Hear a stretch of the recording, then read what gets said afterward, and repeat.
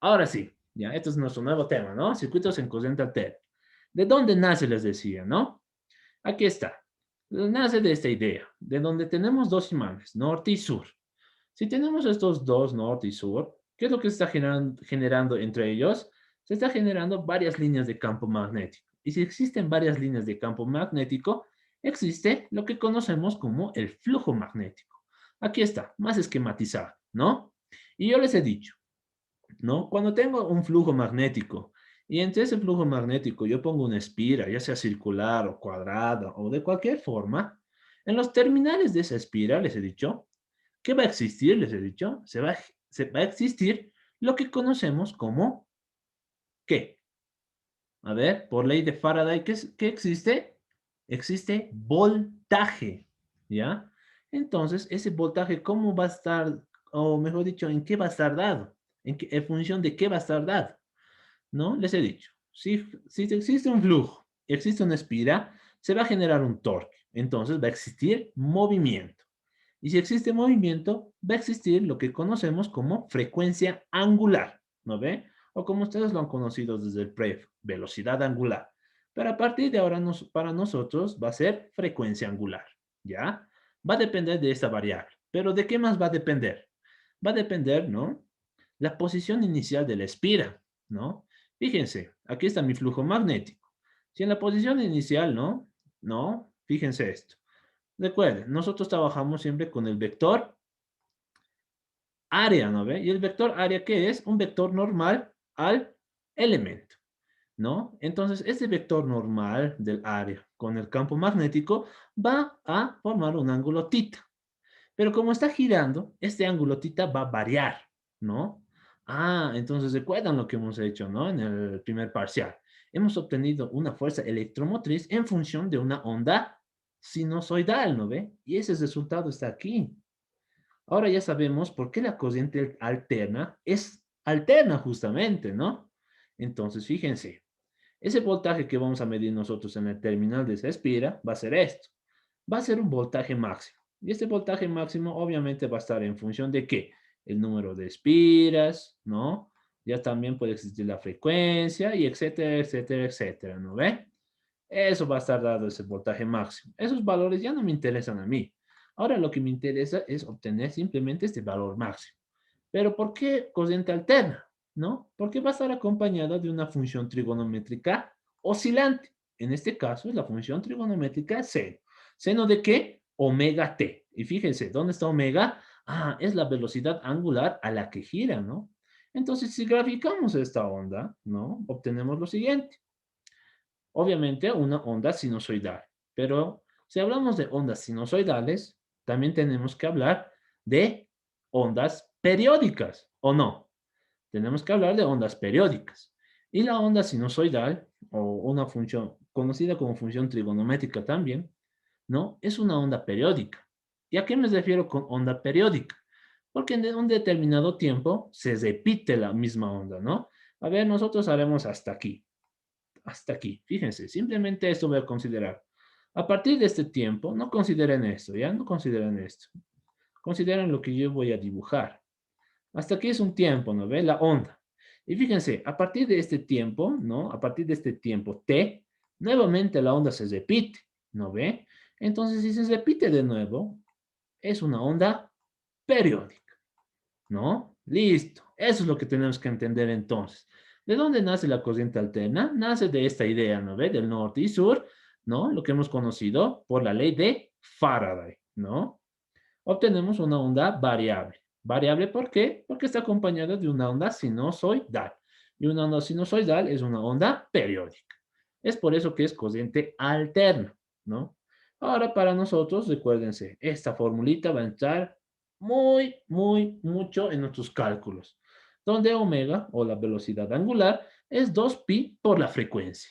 Ah, ahora vamos a hablar también con frecuencia, ¿no? Frecuencia. Y eso no es nada menos que 2pi también sobre el periodo. ¿No ve?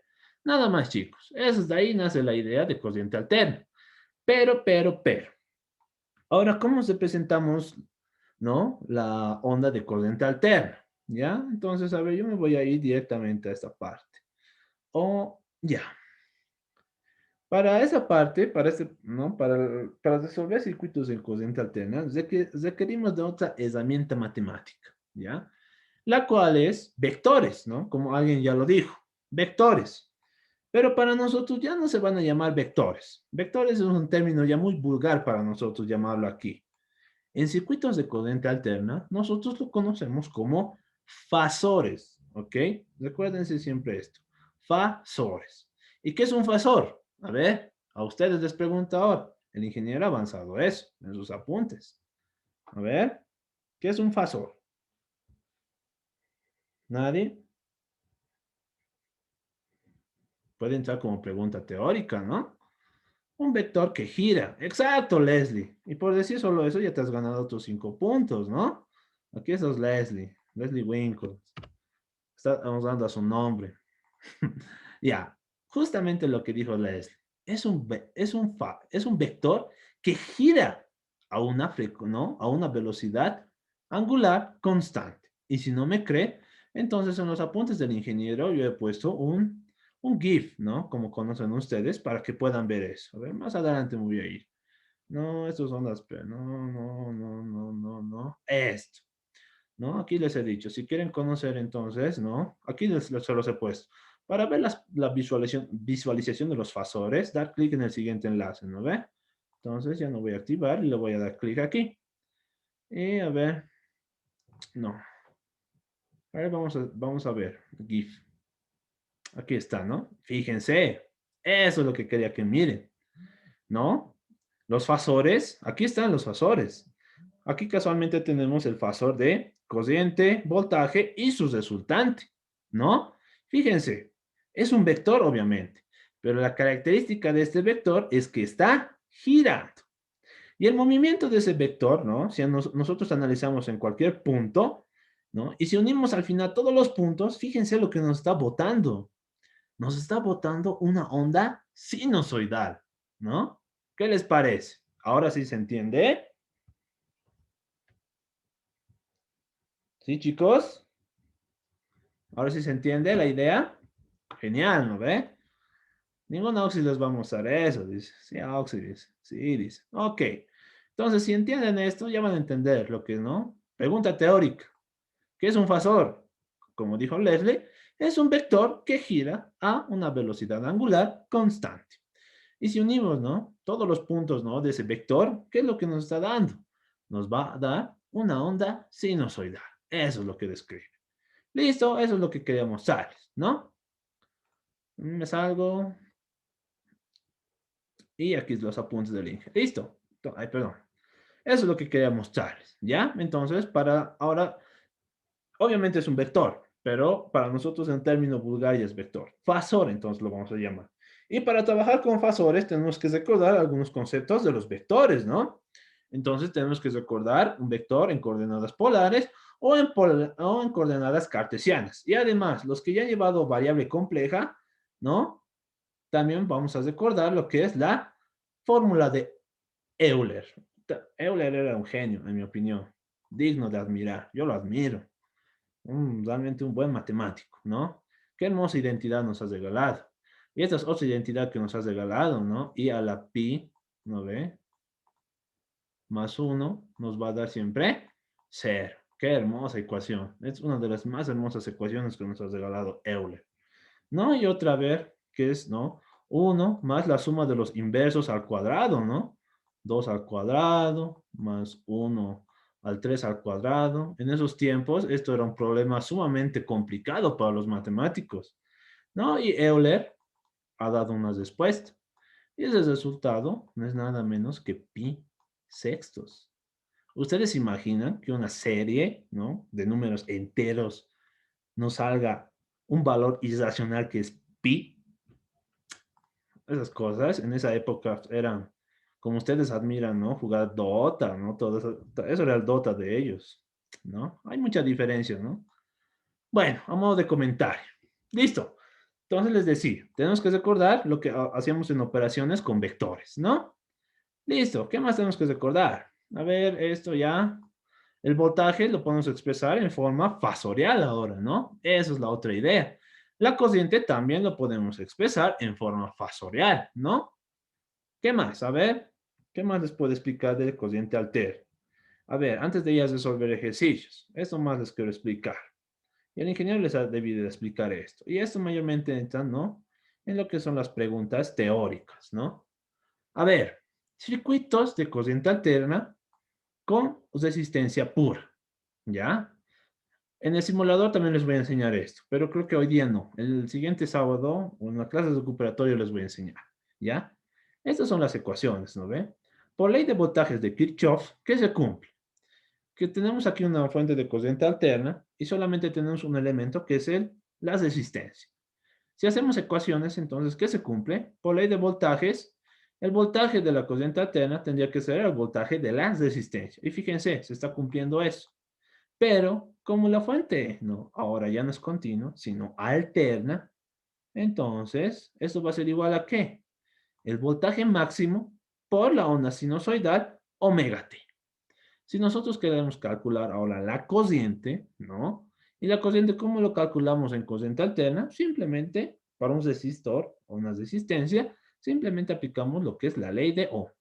La ley de Ohm, ¿qué me dice para calcular la resistencia? Que la corriente no es nada menos que el voltaje de la resistencia sobre la misma resistencia.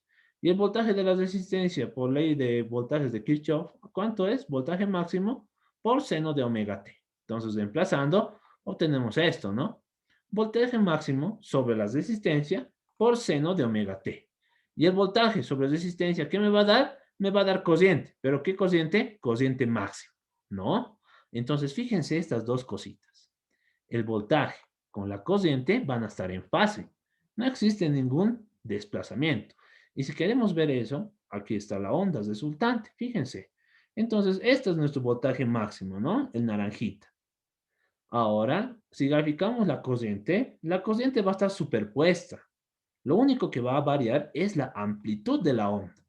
Pero ¿a qué me refiero cuando está les digo, está en fase?